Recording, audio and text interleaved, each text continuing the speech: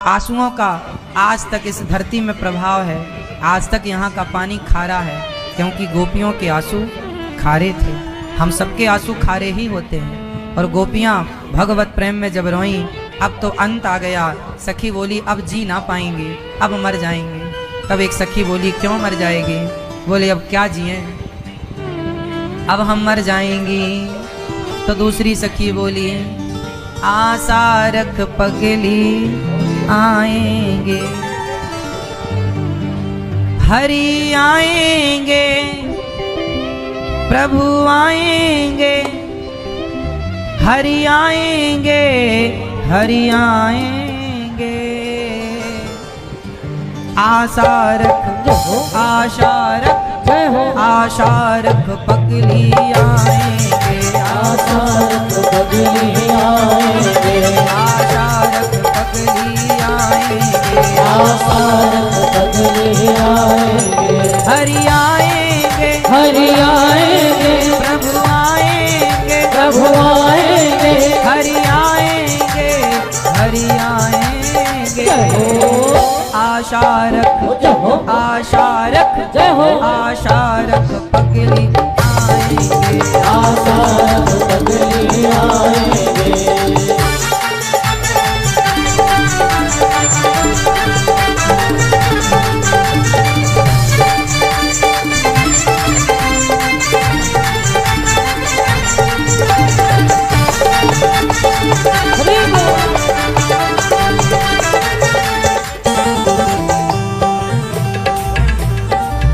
पहले मुख चंद्र दिखा करके फिर हाय वियोग दिखाने लगे। निज प्रेम की नाव चढ़ा करके मझधार में नाव डुबाने लगे। मझधार में नाव डुबाने लगे, मझधार में नाव डुबाने लगे। बस एक ही बार हंसा करके अब सारी उम्र रुलाने लगे। करुणा करनी तो दूर रही, करुणा निधि होके रुलाने लगे। करुणा निधि होके रुलाने लगे, करुणा निधि होके रुलाने लगे। हरि आएंगे, हरि आएंगे, हरि आएंगे, हरि आएंगे, हरि आएंगे, हरि आएंगे। आशा रख, आशा रख, आशा रख पगली आएंगे, आशा रख पगली आएंगे।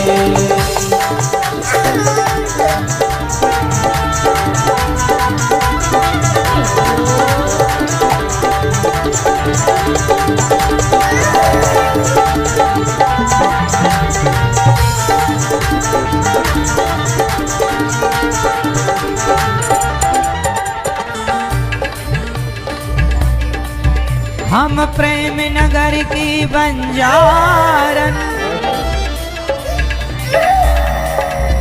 जप तप और साधन क्या जाने। हम श्याम नाम की दीवानी, नित नेम के बंधन क्या जाने।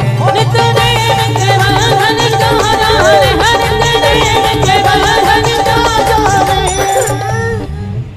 हम ब्रज की भोली गवारनिया,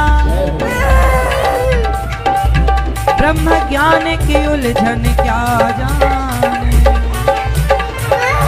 मेरे और मोहन की बात एक मैं जानू या वो जाने।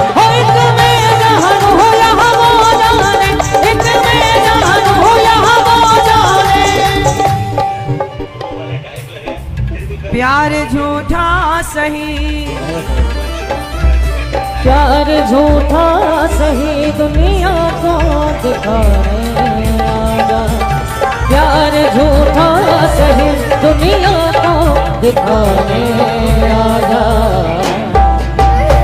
तू किसी और से मिलने बहाने आजा, तू किसी और से मिलने बहाने आजा। वो आता होगा, वो आता होगा, वो आता होगा, वो आता होगा। ओ मैंने मोहन को बुलाया है, वो आता होगा, मैंने मोहन को बुलाया है, वो आता होगा। हो मैंने मोहन को बुलाया है, वो आता होगा। हो मैंने मोहन को बुलाया है, वो आता होगा। तुम भी आना, तुम भी आना, तुम भी आना, मेरे घर आज तमाशा होगा। तुम भी आना, मेरे घर आज तमाशा होगा। तुम भी आना। मेरे शाम लौट के आजा, बिन तेरे जिंदगी अधूरी है। आके तो देख मेरी हालत को, बिन तेरे हर खुशी अधूरी है। ऐ मेरे शाम लौट के आजा, बिन तेरे जिंदगी अधूरी है। आके तो देख मेरी हालत को, बिन तेरे हर खुशी अधूरी है। बिन तेरे हर खुशी अधूरी है। बिन तेरे हर खुशी अधूरी है। ऐ मेरे शाम लौट के आना, बिन तेरे जिंदगी अधूरी है। आके तो देख मेरी हालत को, बिन तेरे हर खुशी अधूरी है। ऐ मेरे शाम लौट के आना, बिन तेरे जिंदगी अधूरी है। बिन तेरे जिंदगी अधूरी है। बिन तेरे जिंदगी अधूरी है। मेरे शाम लौट के आजा, बिन तेरे जिंदगी अधूरी है। आके तो देख मेरी हालत को, बिन तेरे हर खुशी अधूरी है।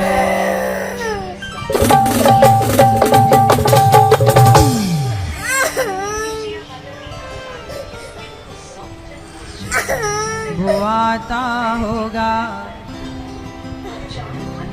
मैंने मोहन को बुलाया है, वो आता होगा। तुम भी आना, तुम भी आना, मेरे घर आज तमाशा होगा। तुम भी आना, मेरे श्याम, मेरे श्याम, मेरे श्याम, मेरे श्याम लौट के आजा, बिन तेरे जिंदगी अधूरी है। आके तो देख मेरी हालत को, बिन तेरे हर खुशी अधूरी है।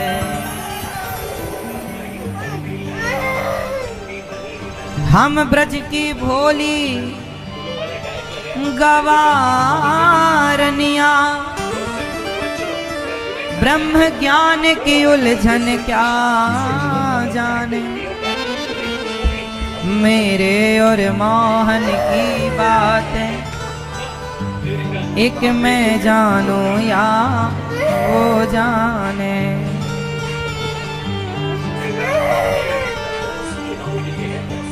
प्यार झूठा सही दुनिया को दिखाने आ जा, तू किसी और से मिलने के बहाने आ जा। हम प्रेम नगर की बंजारन, जप तप और साधन क्या जाने, मेरे और मोहन की बातें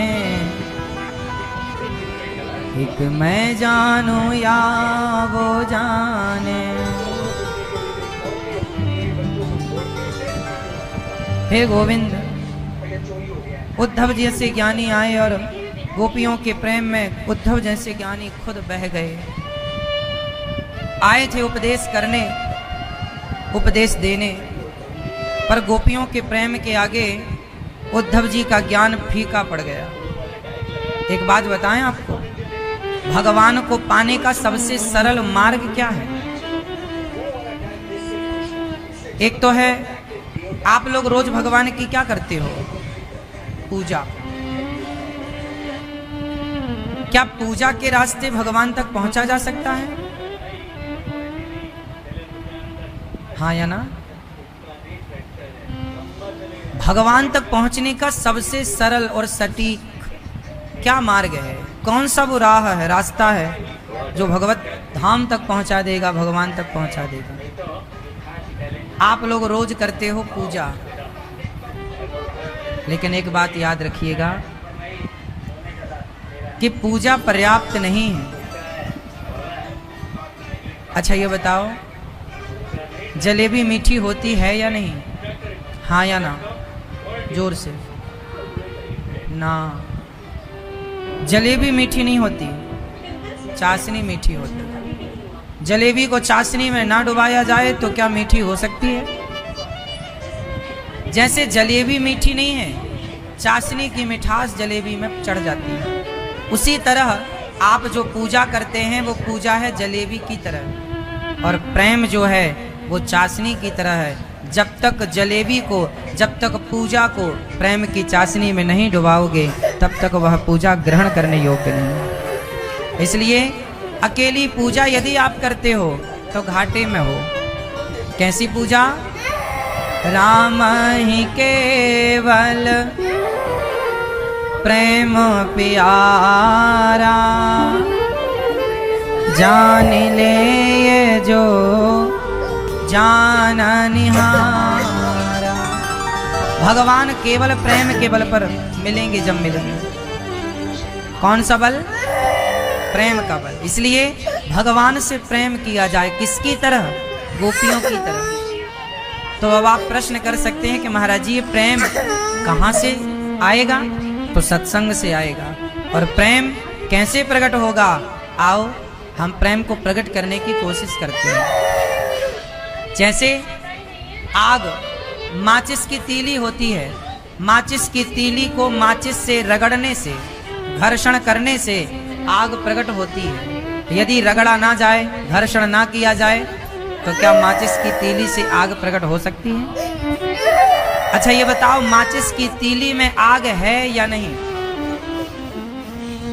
हाँ या ना? माचिस की तीली में आग है या नहीं? जोर से। हाँ या ना? है कि नहीं? है, है। माचिस की तीली में आग है, सब जगह सब में आग होती है। माचिस की तीली में आग है, लेकिन वो आग प्रकट कब हुई? जब आपने घर्षण किया।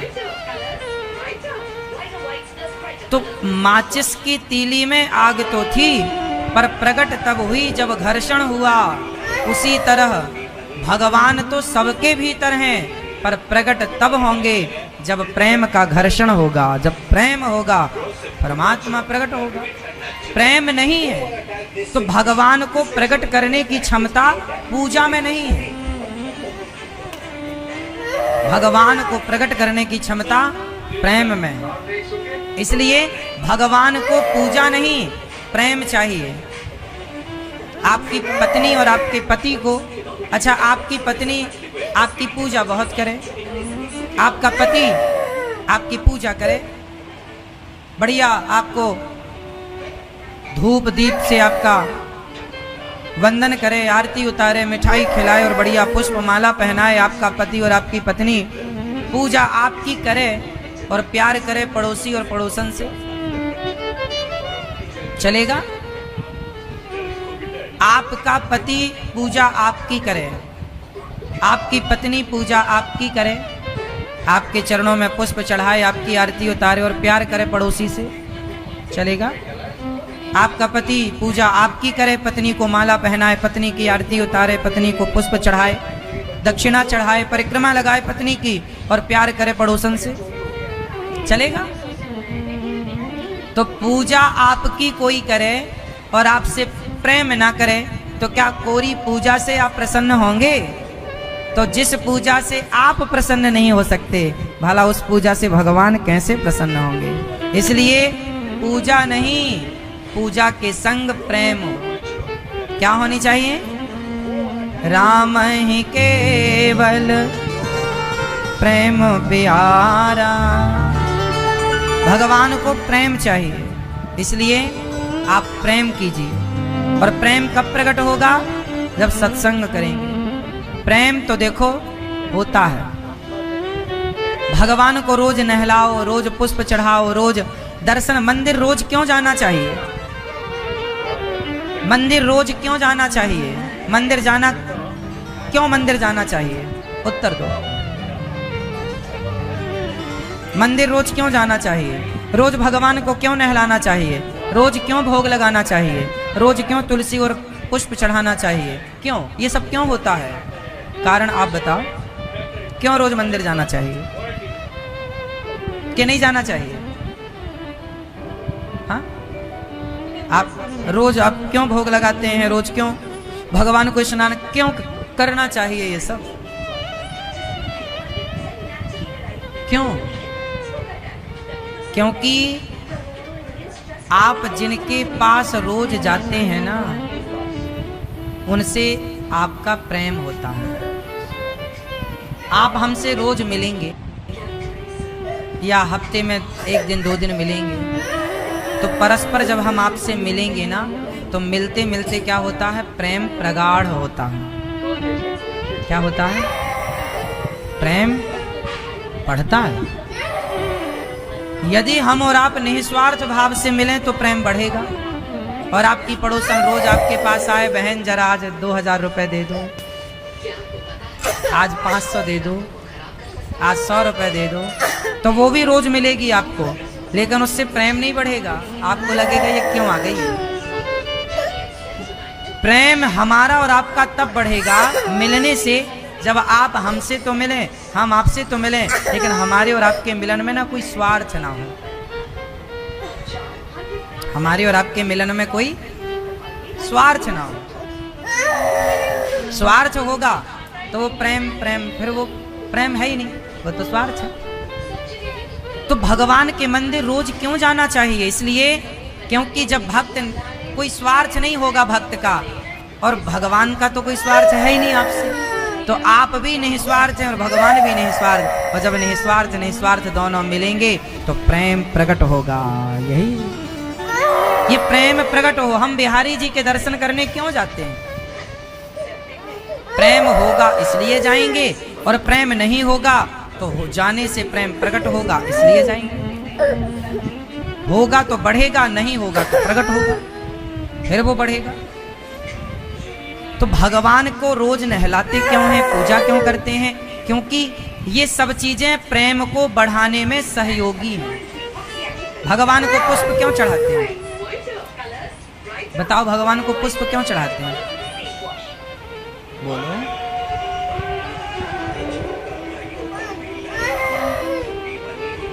भगवान को पुष्प क्यों चढ़ाते हैं? उत्तर दो। मैया आप चढ़ाती हो ना, क्यों चढ़ाती हो?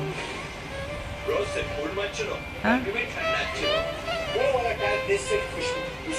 आप लोग चढ़ाते हैं, लेकिन आपको पता ही नहीं कि पुष्प क्यों चढ़ाया जाता है। गुलाब का पुष्प, कमल का पुष्प, चमेली का पुष्प, इत्यादि जो भी भगवान को चढ़ता है, खुशबू युक्त पुष्प ही भगवान को चढ़ता है। जिस पुष्प में खुशबू नहीं होती वो भगवान को नहीं चढ़ता। क्यों चढ़ता है पुष्प? क्योंकि इस धरती में ईश्वर की सारी जो रचना है, ईश्वर की सारी संरचनाओं में सबसे सुंदर है पुष्प। सबसे सुंदर है। आप देखो ना, पूरे जंगल में यदि एक पुष्प होगा, पेड़ की सुंदरता तब ज्यादा होती है जब वो पुष्पों से भरा हो। चाहे कोई भी हो, आम को देखना आप, लेकिन जब आम में मोर आने लग जाती है, सीजन आम का मोर नहीं आने लग जाती, वो पुष्प मान लो आप उससे, वो पुष्प ही है आम का। उस तरह से आम का पेड़ तब ज्यादा सुंदर लगता है जब उसमें मोर आने लग जाती है। समझते ना मोर उसकी? कनेर का कनेर का पेड़ होता है, जब कनेर का पेड़ पुष्पों से भरता है तो वो और खूबसूरत लगता है। गुलाब से भरता है तो सुंदर लगता है। और सुंदरता का प्रतीक है पुष्प। पूरे तालाब में कंचन जल है, सुंदर जल है, लेकिन उसमें जब कमल खिला हो तो वो सुंदरता और बढ़ाता है तालाब की। तो ये चीजें सुंदर हैं, इतनी सुंदर हैं, इसलिए आप भगवान के चरणों में गुलाब तोड़कर इसलिए ले जाते हैं कि प्रभु मैं पूरा जंगल, पूरा बगीचा घूम कर आई, लेकिन ये सबसे सुंदर था। आप भी सबसे सुंदर हैं और ये भी सबसे सुंदर, तो आप सुंदर के चरणों में ये सुंदर पुष्प मैं समर्पित कर रही हूँ। इस सुंदर पुष्प को बनाया किसने? उसी सुंदर परमात्मा ने। तो आपकी रचना, आपकी संरचना आपके चरणों में। भगवान को मोर का पंख लगता है माथे पर, मुकुट पर। क्यों लगता है मोर का पंख? क्यों मोर का पंख भगवान के मुकुट पर सजता है? क्योंकि इस धरती में सबसे सुंदर यदि कोई पंख है, मोर पंख। मोर पंख से सुंदर कोई पंख हो तो आप नाम बताओ। तो जो सबसे सुंदर है, वो सुंदर जो है वो श्याम सुंदर के लिए है, इसलिए भगवान का नाम है सुंदर। भगवान का एक नाम क्या है? सुंदर, श्याम सुंदर। भगवान का नाम क्या है? सुंदर। भगवान सबसे सुंदर है। तो सुंदर भगवान को सुंदर चीजें दी जाती, इसलिए भगवान को भोग भी किसका लगता है? अच्छे अच्छे सुंदर सुंदर पकवानों का। आज भी पुराने मंदिर हैं, वहां ठाकुर जी को पकवानों का भोग, खीर बढ़िया, रबड़ी का भोग, सुंदर चीजों, स्वाद में जो सबसे सुंदर हो, बगीचे में जो सबसे सुंदर हो। तुलसी क्यों चढ़ती है? क्योंकि तुलसी सबसे सुंदर है, सबसे छोटी है, सबसे सुंदर है। और सुंदर इसलिए कि हर जड़ी बूटी में सबसे अधिक गुणकारी तुलसी है। गुणों की बात करें तो तुलसी में जितने सुंदर गुण हैं, अन्य किसी पेड़ पौधों में इतने, किसी औषधि में इतने सुंदर गुण नहीं है, इसलिए सुंदर है। गुण के हिसाब से सुंदर है, तुलसी सुंदर है। और जब तुलसी पूरी हरे भरे पत्तों से भरी होती है तो तुलसी कितनी सुंदर लगती है। तो सुंदर चीजें भगवान को समर्पित की जाती हैं, इसलिए आप भगवान को। अच्छा, आपके पास क्या सुंदर है? अब बताओ, आपके पास क्या सुंदर चीज है? जोर से, आपके पास क्या सुंदर है? क्या? आपके शरीर में आपके सब चीजों को जोड़ा जाए, 5 ज्ञानेंद्रिय, 5 कर्मेंद्रिय, मन, बुद्धि, चित्त, अहंकार और इत्यादि जो तत्व हैं, शरीर है, इंद्रियां हैं, आपके पूरे सर्वांग शरीर में सबसे सुंदर क्या है? जोर से, हाँ, मन। अब भगवान को सबसे सुंदर चीज चढ़ती है तो आपका मन है सबसे सुंदर, लेकिन क्या आपका मन सुंदर है? क्या मन में छल नहीं भरा? क्या मन में कपट नहीं भरा? क्या मन में ईर्ष्या, द्वेष, नफरत, घृणा नहीं भरी? और जब ये भरी है तो फिर मन सुंदर रहा कहाँ? सुंदर कहाँ रहा मन? और सुंदर बन गया जिनका, उनका मन चढ़ गया और उनके मन में आकर बस गए भगवान। मन का ही खेल है साहब पूरा। इसलिए सबसे सुंदर भगवान को सबसे सुंदर। इसलिए भगवान क्या कहते हैं, निर्मल मन जन सो मोहि पावा। भगवान भी आपका मन चाहते हैं, आपका शरीर नहीं चाहते। आपके शरीर में, आपके जीवन में सबसे सुंदर है आपका मन, और वो मन ही गंदा है, आपने कर रखा है। अब एक काम करो, फटाफट अपने मन को साफ करो, और साफ करके जब मन सुंदर हो जाए तो पुष्प का भी एक नाम है मन। पुष्प का एक नाम क्या है, मन, सुमन। सु मतलब, जोर से, सु मतलब सुंदर, सुमन। सुमन मतलब पुष्प, सु मतलब सुंदर, मन मतलब मन। अपने मन को ही पुष्प बनाओ और मन के पुष्प को सुंदर बनाकर भगवान के चरणों में चढ़ा दो। ये मन है, ये सुमन है। ईश्वर को सबसे अच्छी चीजें चढ़ती हैं। वस्त्र भी भगवान सबसे बढ़िया पहनते हैं, है ना। भगवान के कपड़े भी कैसे होते हैं, सुंदर। भगवान के माला सुंदर, मणि भगवान को सबसे बढ़िया। इसलिए पुराने मंदिरों में आपने देखा होगा, भगवान के पुराने मंदिरों में भगवान का झूला होता था। किसी मंदिर में सोने का झूला है, किसी मंदिर में चांदी का झूला है। सबसे सुंदर चीज किसके लिए, भगवान के। इसलिए सोने का झूला, सोने के, इसलिए मंदिरों में, कुछ मंदिरों में कुछ लोग सोने के बर्तन, सोने की थाली, क्योंकि भगवान हैं, सुंदर हैं, तो सबसे सुंदर।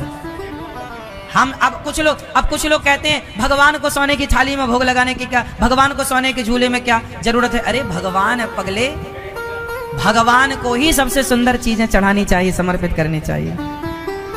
हमारा गुजारा तो टाट में भी हो जाएगा, हमारा गुजारा तो झोपड़ी में भी हो जाएगा।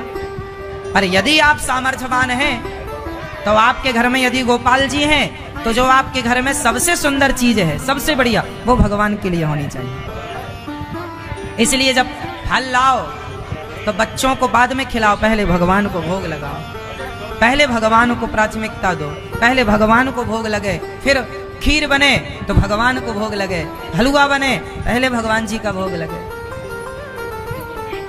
सबसे सुंदर है भगवान, तो सबसे श्रेष्ठ चीज भगवान। हम सब फिर क्या खाएंगे, जूठन। भगवान का जो प्रसाद है वो भगवान का जूठन है, तो हम जूठन खाएं। हम अपने लिए क्यों करें। हमारी एक मैया जगन्नाथ जी में रहती हैं, उनके पास ऐसे जगन्नाथ जी हैं, ऐसे। वो रोज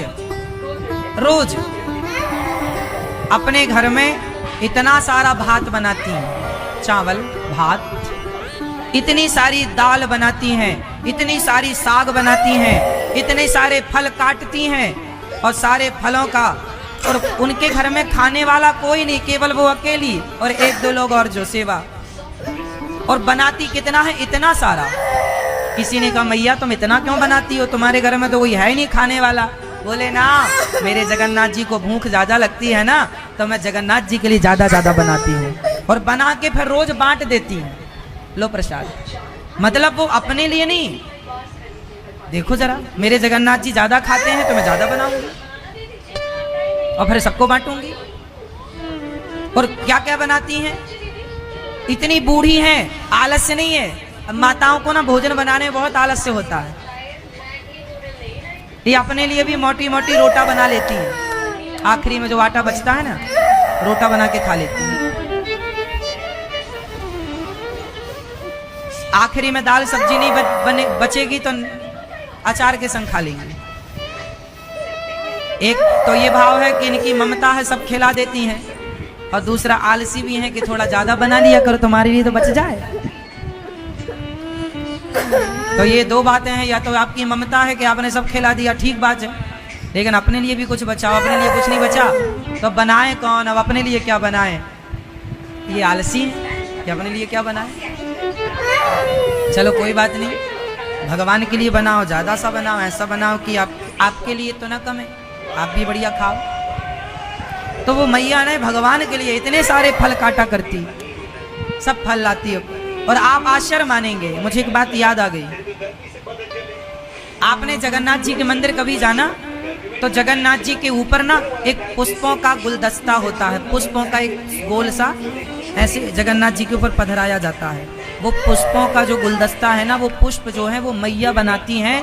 और आश्चर्य मानेंगे, उसमें जो पुष्प लगते हैं वो पुष्प मैया के लिए चेन्नई से, दक्षिण भारत से पुष्प आते हैं, क्योंकि वहाँ जो बढ़िया वाले पुष्प होते हैं वो बाय फ्लाइट आते हैं, फ्लाइट से फिर वहाँ आते हैं और मैया पूरा खर्चा उठाती है सब चीजों का। पुष्प भगवान के लिए हैं तो बढ़िया बढ़िया पूरे भारत में उसने देखा सबसे बढ़िया फूल कहाँ मिलता है, क्योंकि वो मेरे जगन्नाथ जी के लिए। भाव तो देखो, भाव है, यही तो मन की शुद्धि है। अपने लिए तो सब कोई सब करता है, कुत्ते भी अपने लिए सब करते हैं, लेकिन भगवान के लिए सब होना, भगवान के लिए। एक राजा की कथा मैंने सुनी। एक राजा के मंदिर था तो एक वहां एक भक्त आया करते थे पूजा करने। तो राजा ने एक दिन कहा, संत जी आप पूजा कर लिया करो भगवान जी की, जो सेवा हो ठाकुर जी की करना। राजा बोले करना। संत जी बोले सुनो, हम एक शर्त पर सेवा करेंगे कि हम भगवान की जब सेवा करें तो कोई रोका टोकी ना करे और हमसे कोई हिसाब ना मांगे। राजा बोले आपसे हिसाब कौन मांगेगा, बढ़िया भोग लगाओ, बढ़िया श्रृंगार करो, ठीक। अब लो भैया, संत जी रोज भगवान के लिए बढ़िया सा सोने के बर्तनों में ठाकुर जी को बिठाएं और नहलाएं और पूजा करें और भगवान को सुंदर सुंदर रेशमी वस्त्र पहनाएं, संत जी खूब सेवा करें। और वो संत जी बहुत बड़े भक्त थे। और हुआ क्या कि वो बढ़िया बाजार से सबसे पूरी बाजार घूमते, जो सबसे बढ़िया फल दिखते। और आजकल हमारी माताएं या पुरुष कुछ लोग क्या करते हैं, आज हमारे घर में सत्यनारायण भगवान की पूजा है तो भैया जरा केला देना। कैसे दिए? बोले 20 रुपए दर्जन। अरे 20 रुपए, थोड़ा कम वाला है? हाँ हाँ कम वाला है, 10 रुपए दर्जन है। हाँ हाँ तो ये वाले दे दे, कोई खाना थोड़ी है, पूजा में लगना है। ऐसी करते हैं ना लोग कि पूजा वाले हैं तो सस्ते वाले दे दे। वो केला आधा तो ऐसे झूला झूल रहा है, ये वाले भगवान को चढ़ा देंगे, जो बढ़िया होंगे वो बच्चों को खिला देंगे, खुद खा लेंगे। ऐसे ही अब आप लोग पूजा कराते हैं ना तो सुपारी लाते हैं। पूजा की सुपारी देखी आपने? हाँ, वो तुम अपने बाप को खवाओ तो तुम्हारा बाप नहीं खाए और तुम भगवान को खवाते हो। वो सुपारियां जो तुम भगवान के लिए लाते हो छोटी छोटी, फोड़ कर देखना सारी सड़ी होती हैं, लेकिन आपको तो नहीं, भगवान को खिलाना है इसलिए ले आओ सस्ती वाली। आप लोग अपने लिए सबसे महंगी चीज लाते हैं और भगवान के लिए सबसे सस्ती, जबकि जो भक्त होता है वो अपना गुजारा सस्ते में, पर भगवान ठाट बाट से रहने चाहिए। ये भावना है भक्त की। अब इस भावना को ये सामान्य लोग, विषय भोगी लोग क्या समझें? इस भावना तक वो पहुंच ही नहीं सकते। अब बिहारी जी में फूलों का बंगला बनता है, वो बंगला 5-5, 10-10, 20-20 लाख का होता है। एक बंगला 20 लाख का, 50 लाख का बंगला फूलों का, उसकी कारीगरी बनाना में पुष्पों का खर्चा, दूर से पुष्प आते हैं, एक बार में 1 दिन चलता है, 2 दिन चलता है, और 20 लाख 50 लाख रुपए। कुछ लोगों ने कहा क्यों? अरे भाई वो बिहारी जी हैं, वो भगवान हैं, भगवान आज पुष्पों के बंगले में सजेंगे, वो भक्त भगवान के लिए कर रहे हैं सब कुछ, हमारे भगवान की प्रसन्नता के लिए। अब आप कहो भगवान इसमें प्रसन्न होते हैं? भगवान को ना चाहिए कुछ नहीं, भगवान नहीं कहते कि तुम हमारे लिए करो, ये तो भक्तों का अपना भाव है। कुछ पत्नियां अपने पति से नहीं कहती कि तुम हमें बढ़िया साड़ी दिलवाओ, कुछ पत्नियां नहीं कहती कि तुम हमें बढ़िया हार दिलवाओ, पर पति फिर भी उसके लिए हार ले आता है, बढ़िया साड़ी ले आता है। तो पत्नी ने मांगा थोड़ी था, पर पति ने लाकर दिया, ये उसकी प्रसन्नता के लिए था। जब पति का प्रेम एक पत्नी की प्रसन्नता के लिए ऐसा हो सकता है, तो एक भक्त का प्रेम भगवान की प्रसन्नता के लिए क्यों नहीं हो सकता कि हम आपके लिए सब करें? ये तो भाव, ये तो प्रेम है, सबका अपना अपना प्रेम है। कुछ लोग भगवान को 56 भोग लगवाते हैं, इसलिए लगवाते हैं क्योंकि आज ठाकुर जी भोग लगाएंगे, भाव से प्रसाद पाएंगे, ये भाव है। और भगवान भावग्राही जनार्दन, भगवान भाव के भूखे, इसलिए पूजा की सुपारियां आप देख लो। इसलिए भगवान की पूजा सबसे बढ़िया भाव से। भगवान को क्या देना है? भगवान के चरणों में क्या चढ़ाना? क्या दोगे आप? प्रेम। अपना मन क्या करोगे? निर्मल करोगे। निर्मल मन भगवान को समर्पित करेंगे। तो आज से आप लोग भगवान को क्या देंगे? मन। भगवान को सबसे सुंदर चीज देंगे। सुंदर क्या है? मन। तो मन कैसे देंगे भगवान को? सुंदर बनाकर। और मन सुंदर कैसे होगा? आपका मन सुंदर है या नहीं? बोलो हाँ। मन सुंदर है आपका कि ना? नहीं, नहीं है तो बनाओ। ईर्ष्या द्वेष छल कपट त्यागो और मन को सुंदर बनाओ। मन ही भगवान तक पहुंचाने का मार्ग है। इसलिए भगवान की पूजा ठीक है। प्रेम, भगवान से प्रेम करो।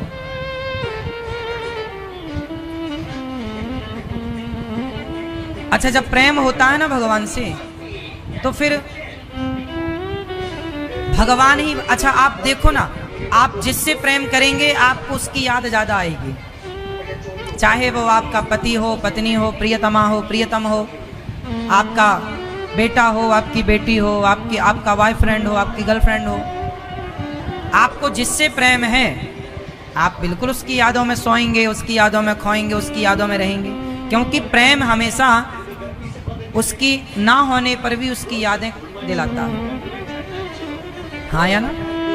प्रेम याद दिलाता है कि नहीं? भाई प्रेम होगा तो आपको याद आएगी। आपके बहुत सारे दोस्त हैं, लेकिन जिनसे ज्यादा प्रेम होगा उनकी आपको ज्यादा याद आएगी। आपकी बहुत सारी सहेलियां हैं, पर जो आपकी बेस्ट होगी उसकी ज्यादा याद आएगी। उसी तरह प्रेम होगा तो याद आएगी। उसी तरह प्रेम भगवान से होगा तो भगवान की याद आएगी। नहीं होगा प्रेम तो नहीं आएगी। अब बताओ, आप लोगों को भगवान की याद आती है? आती है तो प्रेम है, नहीं आती तो प्रेम नहीं। ज्यादा याद किसकी आती है आपको? आपको ज्यादा याद बिजनेस की, व्यापार की, काम धंधे की, घर की, परिवार की आती है। क्योंकि आपको घर, परिवार, बिजनेस, व्यापार से प्रेम ज्यादा है। भगवान की याद कम आती है। सुबह आ गई याद तो सुबह एक अगरबत्ती जलाई, 2 अगरबत्ती, ओम जय जगदीश हरे स्वामी जय सब भक्तजनों के संग में दूर करे, ओम जय जगदीश हरे। आप लोगों को ना, जब आप अपनी पत्नी से प्यार करते हैं ना, अपने बच्चों से प्यार करते हैं ना, तो समय निकाल कर प्यार करते हैं। आपको पत्नी के लिए पर्याप्त समय मिलता है ना? आपको अपने बच्चों के लिए पर्याप्त समय मिलता है ना? काम के लिए पर्याप्त समय, बिजनेस व्यापार के समय है। लेकिन आप सबको तो समय देते हैं, लेकिन समय की कटौती कहाँ करते हैं? भगवान में। भगवान की आरती भी कैसे गाते हैं? ओम जय जगदीश हरे स्वामी जय जगदीश हरे, भक्त जनों के संकट धन में दूर करे, ओम जय जगदीश हरे। आपको लगता है कि यहाँ समय क्यों देना? तुम्हें वो माता पिता, तुम्हें वंदे, तुम्हें सर्वम देव देव, ऐसे आप करते हैं। क्यों? आप भगवान को समय नहीं देना चाहते। समय देना आपकी मजबूरी है। आपको डर लगता है कहीं भगवान की पूजा नहीं की तो कहीं ऐसा ना हो जाए। कुछ लोग तो डर के मारे करते हैं, डरते हैं कि कहीं ये ना हो जाए, कहीं वो ना। सुनो, डरा मत करो, या तो करो बढ़िया या तो मत करो। भगवान तुम्हारा बुरा नहीं करेंगे कभी। भगवान तो सदा सबका भला करते हैं। और भक्ति करने से क्या होता है? जीवन में आया हुआ संकट, मेरे जीवन में जो संकट आएगा वो तो आएगा, लेकिन जब मैं भगवान के आश्रित रहूंगा तो आने वाला संकट बहुत बड़ा होगा। और जो भगवान के आश्रित होता है तो बस भगवान की शरण में रहने से केवल इतना होता है कि बहुत बड़ा संकट जरा से में टल जाता है, छोटे से में टल जाता है।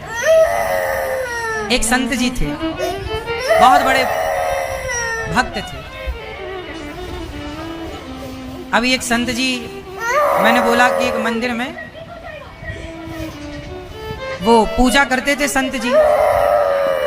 तो राजा से कहा कि तुम मुझे रोका टोकी नहीं करोगे और हिसाब किताब नहीं मांगोगे। अब वो सबसे बढ़िया फल लेने जाएं बाजार में और भगवान को लगाएं। एक दिन एक घटना घट गई। वो घटना मुझे आपको बतानी थी, सुन लो। एक संत जी, अच्छा रोज संत जी पुष्प लाएं बाजार से, भगवान के लिए फल लाएं, तो हिसाब लिखवा दिया करते थे कि आज 10 रुपए का सामान आया, आज 20 रुपए का आया, आज इतने का। तो मुनीम हिसाब ले लिया करता था संत जी, कितने का फल आया, कितने का फूल आया, हिसाब तो देते थे, पर कोई रोका टोकी नहीं कर सकता था, कितने का क्यों लाए तुम, ये नहीं बोल सकता था कोई। एक दिन क्या हुआ, बगीचे बढ़िया बढ़िया आम आए, आम का सीजन आया, तो संत जी आम के बगीचे में बाजार गए और बढ़िया आम देखने लगे कि आज भगवान जी को आम मौसमी आया ना, पहला आम आया तो भोग लगाएंगे। अब संयोग देखिए कि उस बाजार में केवल एक 2 किलो ही आम आए थे। अब नया जो सीजन आता, पहली चीजें कम आती हैं बाजार में, इसलिए वो महंगी होती हैं। तो आम आए थे तो वो आम बिक गए, केवल एक आम बचा था, एक आम बचा, और तभी उस दुकान में संत जी पहुंच गए। बढ़िया आम था, पीला पका हुआ। तो संत जी बोले भैया क्या दिया, कितने का, तो वो बहुत पुरानी बात है, तो उसने बोला 25 पैसे का। उस जमाने की बात है, बहुत, जब 25 पैसे बहुत बड़े हुआ करते थे। अच्छा संयोग देखना कि उसी समय उस बाजार में एक बगल के राजा का मंत्री आया, और वो भी राजा के लिए फल लेने आया। पूरी बाजार में आम एक था, और वो आम संत जी ने बोला ये भगवान जी को लगेगा भोग, इसका आज पहला आम आया सीजन का, वो पहला भोग ठाकुर जी को। और वो राजा का मंत्री आ गया, उसने कहा कि ये आम, तो उसने उसको भी, अच्छा दुकानदार को लगा ये लोग रेट पूछ रहे हैं, तो उसने बोला 25 पैसे, तो उसने मंत्री को भी 25 पैसे बताया। भाई दुकानदार था, रेट सबको एक सा बताया 25 पैसे। संत जी ने कहा नहीं, पहले मैंने बोला है ये मैं लूंगा।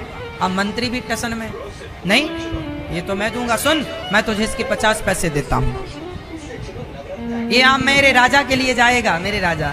संत जी बोले नहीं मैं तुझे 75 पैसे दूंगा, ये मेरे भगवान जी के लिए जाएगा।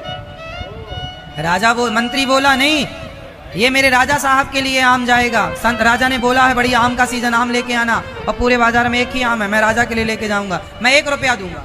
अब दुकानदार तो बड़ा खुश हो रहा है कि चल भैया हमें तो पैसे बढ़ रहे हैं, लेकिन अब मंत्री बोला मैं इसके 1 रुपया दूंगा। अच्छा संत जी बोले मैं इसके 1.25 रुपये दूंगा। मंत्री बोला मैं 2 रुपये दूंगा। संत जी बोले मैं 3 रुपये दूंगा। मंत्री बोला मैं 5 रुपये दूंगा। संत जी बोले मैं 6 रुपये दूंगा, पर ले जाऊंगा मैं भगवान को। अब वो चवन्नी के आम की कीमत करते करते राजा का मंत्री बोला मैं 10 रुपये दूंगा, मैं 10 रुपये में ये आम लूंगा। संत जी बोले मैं 12 रुपये में ये आम लूंगा मेरे भगवान जी का। करते करते वो आम, मंत्री बोला मैं 50 रुपये दूंगा। संत जी बोले मैं 60 रुपये दूंगा। उस जमाने में 60 रुपये जानते हो। अब हुआ क्या कि मंत्री को लगा कि भगवान यदि मैं 60 रुपये का आम लेकर जाऊंगा तो राजा बोलेगा पागल बना रहा, 60 रुपये का भी कोई आम होता है? 60 रुपये में तो इतने सारे आम आ जाएंगे, और ये एक आम लेके जाएगा। मंत्री तो डर गया, मंत्री को लगा हे भगवान हो सकता है हमारे राजा से भी बड़ा वाला राजा इसका हो, है ना, इसलिए इससे पंगा लेना ठीक नहीं है। तो 60 रुपये में मंत्री चुप हो गया, 50 रुपये ही बोल पाया। मंत्री को लगा कि पर मुझे भी तो हिसाब देना है, पूछा जाएगा कि ये आम 50 रुपये का कैसे है। भाई आम की कीमत तो आम के हिसाब से 25 पैसे का आम 50 पैसे का हो सकता है, 1 रुपये का होगा, यहाँ तक तो ठीक, 1 रुपये का होगा। भाई 100 रुपये किलो आम बिक रहा है बाजार में, तो कोई 150 रुपये किलो का हो सकता है, 200 किलो तक का, कोई 10,000 रुपये किलो का आम ले आए। तो अब मंत्री चला गया, और मंत्री जब गया तो संत जी ने 60 रुपए बोले थे, तो संत जी ने 60 रुपए दिए। अब संत जी ने जब 60 रुपए दिए तो 60 रुपए का आम, संत जी को तो राजा से बोल ही रखा था कि मैं भगवान की सेवा करूंगा, कोई रोका टोकी नहीं होना चाहिए, खर्चा कितना मैं हिसाब तो दूंगा। जब संत जी आए तो मुनीम ने हिसाब मांगा कि क्या क्या लाए हो। बोले आम कितने का, 60 रुपए का। अब मुनीम के तो आश्चर्य लगा, लेकिन मुनीम सोचा बोलूंगा नहीं, 60 रुपए का आम। और जब वो आम काट करके राजा को, जब मुनीम ने बोला कि आज 60 रुपए का आम संत जी लाए हैं भोग के लिए, तो राजा सब दर्शन करने आए कि भाई देखे 60 रुपए का आम कैसा है, बड़ा महंगा है। और संत जी बड़े भाव से भैया उस आम का भोग जब लगा रहे थे, काट करके बढ़िया, और जब भोग लगाए तो भगवान संत जी के उस प्रेम पर रीझ गए कि मेरे भगवान के लिए ये वस्तु है तो भगवान के लिए कोई मूल्य नहीं, पैसे का कोई मूल्य नहीं, भगवान के आगे क्या मूल्य है। आज भगवान स्वयं संत जी जब आम काट कर रखे तो भगवान स्वयं उन संत जी के इस प्रेम में, इस भाव में प्रकट होकर और स्वयं उस आम का भोग लगाए ठाकुर जी प्रकट होकर के। भगवान वस्तु के भूखे नहीं है, लेकिन वस्तु के पीछे जो भक्त का प्रेम है कि ये भगवान के लिए। आप लोग खरीदते हैं ना फल-वल, तो आप इस भाव से खरीदते हैं ये मेरा बेटा खाएगा, ये मेरी पत्नी के लिए, ये मेरे परिवार के लिए, पर भक्त का भाव ये होना चाहिए ये भगवान के लिए। तो देखो जो भगवान की शरण में रहता है, फिर भगवत कृपा से संत जी को दर्शन हुआ, सबको दर्शन हुआ। और एक दूसरी बात मैं आपको ये बता रहा था कि जो भगवान की शरण में रहता है दुख उसका बाल भी बांका नहीं कर सकता। एक संत जी की कथा मैंने संतों से सुनी कि एक संत जी थे, बहुत बड़े भक्त थे। क्या हुआ कि वो संत जी रोज भगवत सेवा किया करते थे, रोज सेवा करते थे। वो आम का भोग लगाए वो, और आम का भोग लगाने के बाद वो भगवान ने प्रसाद पाया, जो बचा वो खाए, संत ने राजा को दिया, सबको दिया। एक दिन क्या हुआ, उन्हीं संत ने देखा कि मेरे द्वार पर ना कोई काला सा आदमी खड़ा है। तो वो संत जी भगवान जी की पूजा में घंटों लगाते थे, नहलाना, कपड़े से पहुंचना, माला हार पुष्प, खुद बाजार जाना, खुद से भगवान के बर्तन खुद धुलना, कोई नौकर चाकर नहीं रखा था। भगवान की सेवा में खुद, जैसे यशोदा मैया कन्हैया की सेवा खुद करती थी, कोई नौकर चाकर नहीं रखा था। भगवान के लिए पुष्प तोड़ना, उनके लिए तुलसी तोड़ना, उनके मंदिर में झाड़ू लगाना, चौका पोंछा लगाना, उनके लिए रसोई बनाना, रोटी बनाना, सारा काम संत जी स्वयं करते। आम ले आए 60 रुपया का और भगवान को खवाया और भगवान खाए। वो ऐसे संत थे कि भगवान खाते थे उनके हाथ से। एक दिन क्या हुआ कि एक काला सा आदमी बाहर बैठा था, तो संत जी ने बहुत देर से देखा बैठा है, उनको लगा चलो कोई दर्शन करने आया होगा मंदिर में। उन्होंने पूजा पाठ पूरी की और जब वो बाहर निकले तो संत जी ने पूछा, कौन है तू, कब से बैठा है यहाँ, क्या करना चाहता है, क्या है? वो बोला, महाराज मैं पाप हूं, पाप। पाप? किसका पाप है तू? आपका। मैं आपके ऊपर चढ़ने के लिए आया हूं, सवार होने के लिए। मेरे ऊपर? कौन है तू? पाप हूं। कौन सा पाप? आपने पिछले जन्म में कोई पाप किए थे तो वो पापों का फल आपको मिलना है। तो मैं आप इतने बड़े भक्त हो कि मैं डायरेक्ट आपके ऊपर चढ़ नहीं सकता, चढ़ाई नहीं कर सकता। तो मैं आपसे आज्ञा लेना चाहता हूं, बताओ मैं कब आ जाऊं? संत जी बोले, ये बता कि तू कितने दिन के लिए आना चाहता है? बोले, महाराज ज्यादा नहीं, मैं 12 साल रहूंगा आपके पास। 12 साल मुझे भोगना पड़ेगा? हाँ, आपने किसी जन्म में जाने अनजाने में जो पाप किए होंगे, अब वो पाप तो खड़ा है आपके सामने, स्वीकार करो। तो बोले, जब तू मेरे ऊपर आएगा तो मेरा क्या होगा? बोले, आपके शरीर में गलन हो जाएगी। मैं कोढ़ हूं, कोढ़। कोढ़ का रोग माबाद बनती, पूरे शरीर में चमड़ी गल गल के गिर जाएगी, आप उठ भी ना पाओगे, बड़ा कष्ट होगा, बड़ी पीड़ा होगी। संत जी ने बोला, सुन, मैं 12 साल तो तेरे को उठा सकता हूं, तू जितना दर्द देगा देना, लेकिन फिर मेरी पूजा छूट जाएगी, मेरी भगवत सेवा छूट जाएगी।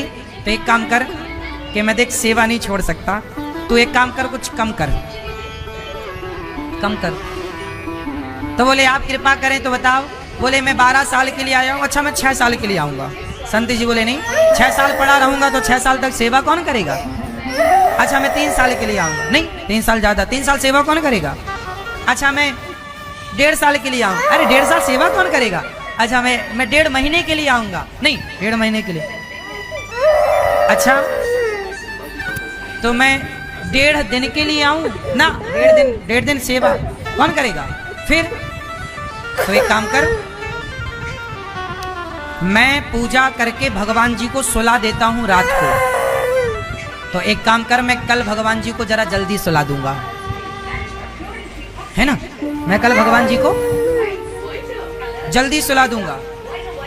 कल मैं भगवान जी की शयन आरती जल्दी कर दूंगा। और तू एक काम करना, केवल 12 घंटे के लिए आ जाना। मैं जल्दी सुला दूंगा, तू आएगा, उसके बाद फिर तू चला जाएगा, तब फिर मैं भगवान जी की सवेरे की रोज से फूल मत चलो, गर्मी में ठंडा चलो। वो वाला टैग देश से खुशबू, इसलिए चलो नवरत्न एक्टिव डिओ टैग, जो दे खुशबू भी और ठंडक भी। Sir, cleaning done. दांत नहीं सूखे तो डन नहीं। सूखे दांत और सूखे दांतों के लिए है Surf Excel magic liquid SPT technology के साथ, जो निकाले जिंदगी सूखे दांत।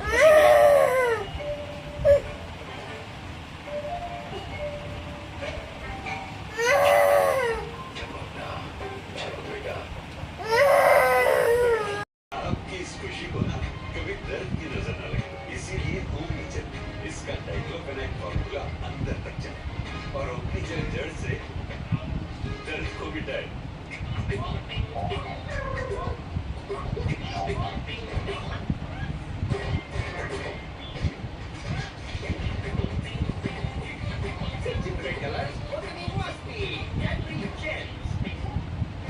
इस पर मर मिटने के लिए देश पहुंची अपने बीवी बच्चों को छोड़ के देश जीतने का मौका। भैया चोरी हो गया है। अरे ऐसे मुंह में सोचे हुए हैं, बेटी भी बिना नहीं हुई।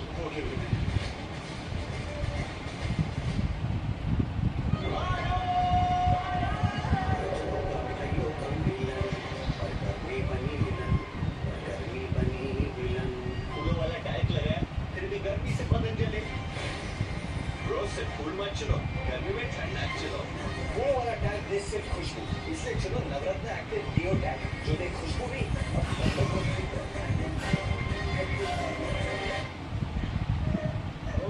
बजट वाला पे भाई कोई वारंटी नहीं, चले मुझे अंदर।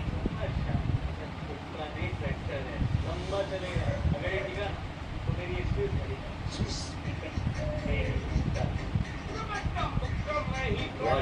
क्या करी? नहीं तो खास टैलेंट उसे दे रहे। आओ बेटा,